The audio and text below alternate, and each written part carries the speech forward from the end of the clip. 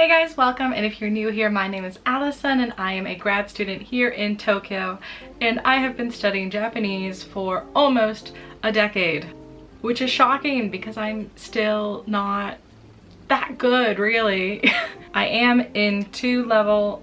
I've been living in Japan like permanently or semi-permanently for the last 3 years, and in my 10 years of studying Japanese I have been in so many different environments. So I thought I would go through them all today and just tell you my experiences with them, what I think, and watch till the end to find out what I think is the best way of all these to learn Japanese. So let's start where a lot of you are probably going to start learning Japanese, and that is in a college classroom. So honestly, I just went to a big state school, and the Japanese program wasn't really developed at all. It was a miracle we had any classes, but I think that's how it is for most universities. If you're majoring in Japanese, things like that, it's gonna be different. But you know, my school didn't have that opportunity, and I think most American Japanese classes are probably gonna be about the same level of. So actually my professor was really good, but the problem with college Japanese classes is that they went so slowly. The pace is just way too slow to actually feel like you're learning Japanese, at least to me. So I studied abroad in Japan in high school, which I'm going to talk more about later. But basically what I learned in less than 2 months studying abroad in high school, it took us a year and a half to learn in the college Japanese classes. 2 months, year and a half. It was agonizingly slow for me. And honestly, the first year of Japanese I didn't need to study much because it was so easy. Honestly, I think it's because the level of students and the seriousness, the determination of the students in these classes, it just varies a lot, and a lot of them are just there to, you know, fulfill their anime dreams, I guess. Which, I mean, good for you, but if you're serious about learning Japanese, just sticking to the college classes, if you only have 4 semesters of it available like I did, it's not gonna be enough if you actually want to converse with people. You're gonna have to do more legwork on your own. But it is a great resource to get started, especially because you'll have a professor who can help correct you and everything. So I do recommend it, even though I just trash talked it. I do recommend it if you have, you know, the credits available. You need a foreign language requirement. Definitely take it if you can, because it's better than nothing. And it will give you structure, which is something I really struggle with personally. Structure in a classroom, homework to do every week. And you'll meet friends who are also interested in studying Japanese. So next, after I finished my 4 semesters of studying Japanese in a American college classroom, I studied abroad in my junior year to, actually it wasn't a Japanese college, it was a Japanese language school that was connected to a college. This is a very important differentiation, because if you're studying abroad at a normal college and you're taking you know, classes in English, all that, it's not going to be the same thing, and your Japanese will improve with that because you probably also have language classes in addition, but it's not going to be as intense as Japanese language school was. And I mean, it is very intense. You need to be dedicated for this, especially after being in college for 2 years where, you know, you're sleeping in. You don't actually have that many class hours in a classroom. This was a huge change of pace for me because Japanese language schools are very, very strict with attendance, and they're very long compared to normal college classes. So I had to be at the school for class starting at 9 a.m. and we'd have class until I think 2:30 or 3 o'clock. So you're in class for 6 hours a day, and it's all in Japanese. There is no English, it's Japanese. And literally 90% of my classmates, they didn't speak English. They were Vietnamese or Chinese. So you have to speak in Japanese even just to talk to your classmates. At least that was my language school. They're all kind of different on the demographics. So language school was very hard. On top of that, they give you homework every day. You have kanji tests. But I saw so much improvement in just the 3 months I was at language school. I think I came to Japan with maybe almost in 4, and at the end of it I passed in 3, and I just walked away a lot more confident in my ability to speak, write, read Japanese because I was forced to do it every day for a long time. It can be too intense for some people, but if you have the opportunity like I did to do it like as a study abroad thing, I think it's worth it if you're serious about Japanese, because the teachers there, they really do care, because they work at, you know, a Japanese language school teaching foreigners, and they were very supportive in general, like if you have any questions about life, things like that. Really, it was just a very good experience to me.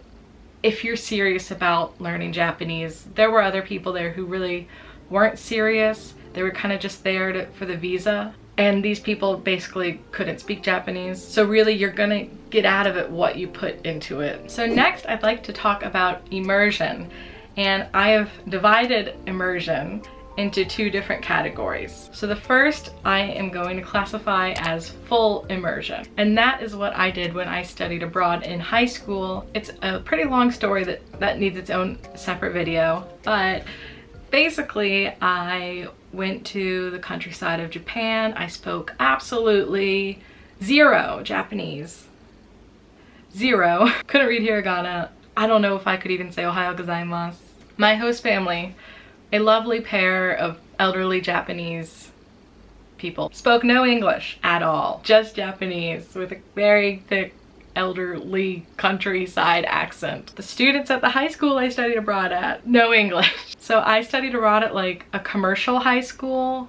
Basically, like in Japan, the kids choose like what type of high school they want to go to, and the commercial one isn't focused really on getting into college. So the kids, they learn English, but none of them could really speak anything to me at all. It's kind of sad now thinking back on it. The only English communication I had was with one English teacher who spoke good English, and then one ALT who came by a handful of times. And then I Skyped my parents like one time, 2 times maybe, because the internet connection was incredibly bad. I basically didn't have internet. So it was basically as close to full immersion, I think, as you can get. I wouldn't recommend it for a high schooler because it really was emotionally challenging for me, like that level. You know, it's really hard when you just suddenly enter an environment where you can't speak to anyone. However, my Japanese went from 0 to, as I mentioned earlier, about 1.5 years of college Japanese, which I would say is probably about N5, a little above N5. And it did this in about maybe 5 weeks, 6 weeks time span, because basically I just had a random Japanese study book. I don't even remember what it was anymore. And I would just stare at it for hours at school, you know, with it on my desk, because I would be like sitting in class while they're conducting class in, you know, Japanese, but like about science or something. I have no hope of understanding it, of course. So basically I would just ignore whatever's happening and study Japanese and listen all day long constantly. But by the end of it, I was actually able to kind of talk to my host family a little bit. If I had kept it up for more than, you know, like 6 weeks, like say if I was there a whole semester or a year, I'm pretty sure I would have walked out of there with, if it was a year, probably N2, honestly. So if you want to learn Japanese, it's a good method. But I think the sacrifice on your like mental health, at least at the time for me at that age, I don't know. If I was like in college though, I think I could have done it a lot more easily. And nowadays internet, cell phones are a lot better than they were back then, because this was like almost a decade ago. And then the other half of immersion, I'm going to call semi-immersion. And that's basically what I was on JET. So even though you're an English teacher, the teachers you work with, like in elementary schools, the kids, they're not gonna speak English. So while I'm like teaching English, really a lot of the time is spent just listening to Japanese and talking to teachers in Japanese. However, when I'd go home or on the weekends, I would basically just go out with other foreigners, or I'd talk to other, you know, foreigners. So that was all English. So like during the work week, Japanese, weekend, English. Your Japanese, of course, it's gonna improve. Not as rapidly as with full immersion, unless you're really serious about studying Japanese every single day. I wasn't. Most of my studying was just through listening. I take notes in my phone about what people said that I didn't know the word, and you know, I'll write the meaning so I remember it next time. So this is still a really good way to get like actual spoken Japanese knowledge. Even if you can't do it for like, you know, a year or two, even if it's just a month, 2 months, I think you're still gonna see a lot of improvement. But semi-immersion, as mentioned, is kind of dependent on your self-studying, which is what I'll talk about next. So self-studying, it just depends on who you are. My experience with it is pretty bad because I'm not good at unstructured learning. If I don't have immediate goals like every single week, I can't make progress that well. And I think self-studying at the beginning, if you don't have like a tutor or anything, it can potentially be self-destructive. Like if you're not getting corrected early on about like fundamentals. I think you can self-study like hiragana and everything like that pretty easily. But once you start trying to like output things, there's a lot of room for error. And I think this is when you need to introduce some sort of like check system, whether that be like an online tutor, in-person class, something. That's just my opinion though. Some people are really good at self-studying and they thrive with it. Good for you.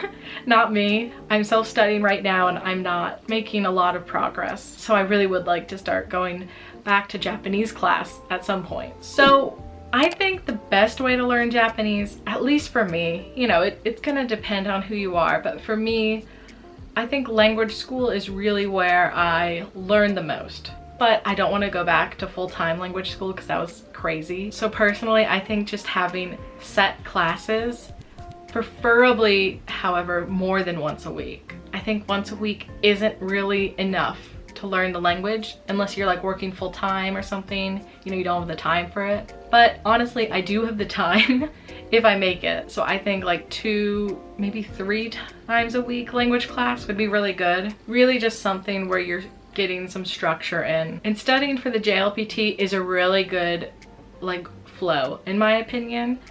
But you need to be sure you're including enough speaking in that because JLPT does not care about speaking. So a lot of places that focus on the JLPT, they probably are going to kind of gloss over the speaking aspect a bit more. But yeah, that's just my opinion. I'd love to hear in the comments down below, what do you think is the best way that you've learned Japanese? What do you want to do in the future? Learning the language is so hard and it really is like a lifelong journey, especially with something as difficult as Japanese is for English speakers. All right, you guys, thank you so much and I will see you back here again next week as always. See you!